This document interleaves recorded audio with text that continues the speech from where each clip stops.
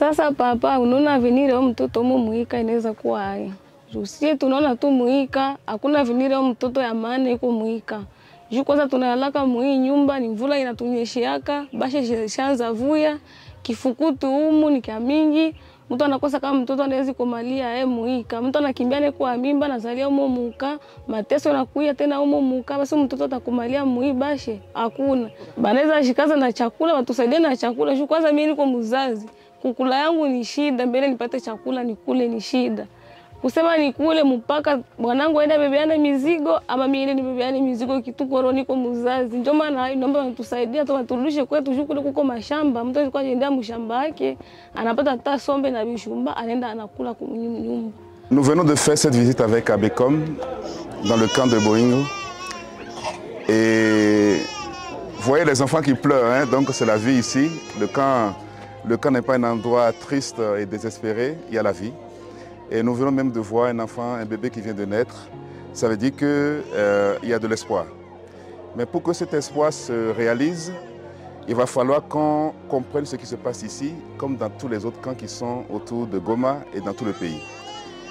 Il y a un risque de transfert de violence intergénérationnelle et nous avons l'obligation morale d'arrêter ça. Et personne ne pourra dire qu'il n'a pas vu, qu'on ne sait pas ce qui se passe. C'est très proche de Goma, comme autour de Bunia, comme ce qu'on peut voir dans Kongolo. Donc ça dit que dans tout le pays, on est témoin de cette réalité-là. Ce que les gens demandent ici, ils veulent de l'assistance parce qu'ils ont des besoins vitaux, de base. Mais en même temps, dans toutes les interventions, on entend que ce qu'ils veulent aussi fondamentalement, c'est de ne pas dépendre de l'assistance. Et pour arriver à faire ça, il va falloir qu'on réfléchisse avec eux sur les options possibles. Étant donné que les moyens ne sont pas suffisants pour continuer l'assistance de façon indéterminée, il va falloir qu'on réfléchisse sur la transition, sur les solutions de transition et surtout sur la façon de construire leur résilience pour qu'ils ne dépendent plus de l'assistance humanitaire. Et c'est de ça qu'il s'agit. Quand on parle de Nexus, c'est comment faire pour arrêter le cycle qui dépend uniquement des besoins d'assistance humanitaire qui augmentent. Et donc le message qu'on veut faire passer, que le cluster soutient depuis beaucoup d'années, c'est que la résilience communautaire est la base d'une paix stabilisée et certainement des moyens d'assistance qui soient pérennes.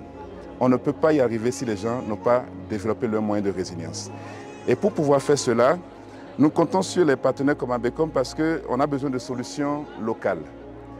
Notre façon, peut-être des fois internationale de voir les choses ne correspond pas des fois, pas tout le temps, mais des fois ne correspond pas à la réalité. Et les solutions doivent venir des communautés. Ça doit venir des communautés et ça doit être une émanation de ce que les gens voient comme possibilité de pouvoir se sortir de cette situation. Et il n'y a personne qui peut sauver personne si la personne même ne veut pas se sauver. Et c'est très important que ce message de construction endogène des solutions durables commence ici et surtout avec les organisations nationales. Et donc le Nexus ne pourra pas se faire sans les organisations nationales et nous pensons que la localisation est aussi la clé de la compréhension de ces contextes qui sont très complexes et aussi des solutions qui pourraient aménager et arranger la situation des gens ici.